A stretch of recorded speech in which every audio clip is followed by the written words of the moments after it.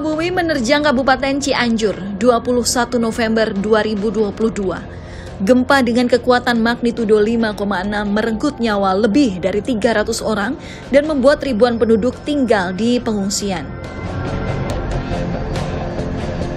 Warga Cianjur bersiap bangkit ketika gempa menerjang Kabupaten Garut dengan magnitudo 6,4 pada 3 Desember lalu. Badan Penanggulangan Bencana Daerah BPBD Garut melaporkan tidak ada korban jiwa dalam bencana ini. Tetapi sampai saat ini untuk korban jiwa belum dapat informasi. Tentunya saya dengan seluruh tim dan BPBD ini segera akan mengumpulkan informasi dan keterangan lebih lanjut. Dan setiap perkembangan informasi yang diperoleh akan segera diinformasikan kepada masyarakat. Tak putus di Garut, 4 Desember lalu erupsi Gunung Semeru memaksa 600 jiwa mengungsi. Untuk sementara memang ada di 11 titik. Tadi di Desa Penanggal itu ada 131 jiwa, memang betul seperti yang tercatat di kami, tersebar. Nah, yang terbanyak ini catatan dari kami ada di kantor Kecamatan Candipuro. Ini ada sampai 600 jiwa. Saya langsung berkoordinasi dengan Pak Bupati barusan terkait dengan kebutuhan logistik yang diperlukan. Memang sementara 1-2 hari ini pemerintah Kabupaten Lumajang sudah siap, tetapi karena sudah menetapkan status tanggap darurat selama 14 hari, pemerintah pusat juga akan turun segera dalam kesempatan pertama. Curah hujan tinggi di beberapa daerah juga menyebabkan banjir di sejumlah wilayah di Indonesia. Luapan Sungai Citarum menggenangi akses jalan dan permukiman warga di wilayah Kabupaten Bandung.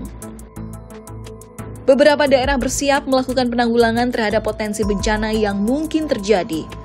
Provinsi Riau menjadi salah satu yang telah menetapkan status tanggap bencana di wilayah mereka.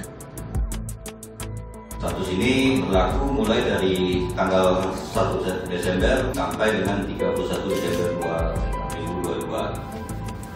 Penetapan status siaga darurat ini berdasarkan pertimbangan bahwa sudah ada 7.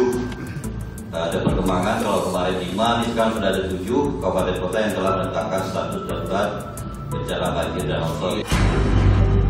Kewaspadaan tetap harus terjaga. Gempa bumi menerjang Jember dengan magnitudo 6,0, menyusul kemudian Gunung Kerinci ikut erupsi. Keadaan yang tidak mungkin ditolak, tetapi dapat dikurangi dampak fatalnya. Bencana yang terjadi memberi pelajaran untuk mencegah dampak berbahaya di kemudian hari. Badan Nasional Penanggulangan Bencana Nasional melakukan mitigasi bencana lanjutan yang mungkin terjadi akibat bencana gempa Cianjur. Jadi kita sekarang mencoba untuk memitigasi potensi banjir bandang di lokasi longsoran-longsoran di daerah hulu supaya ini bisa kita bersihkan, supaya begitu mulai puncak musim hujan di Desember, Januari, Februari, ini potensi banjir bandang bisa kita minimalisasi. Badan Riset dan Inovasi Nasional bahkan menemukan potensi bencana banjir bandang akibat longsoran tanah yang terjadi saat gempa Cianjur.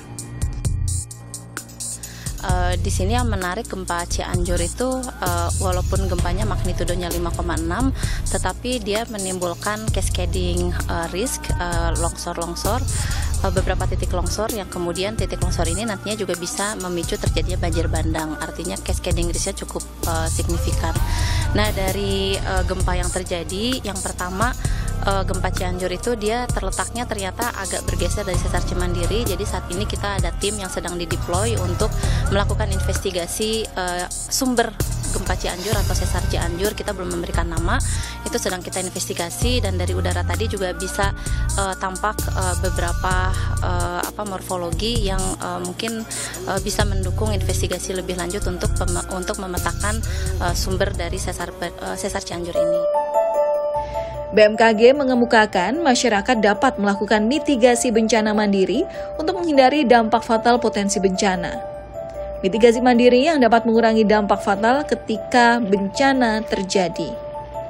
Bahwa masyarakat akan lebih mengenali lingkungan tempat tinggalnya, karena usaha mitigasi yang sesungguhnya adalah bagaimana kita mengenali lingkungan dan cuaca di mana terjadi di daerah kita masing-masing, karena itu adalah mitigasi yang sesungguhnya.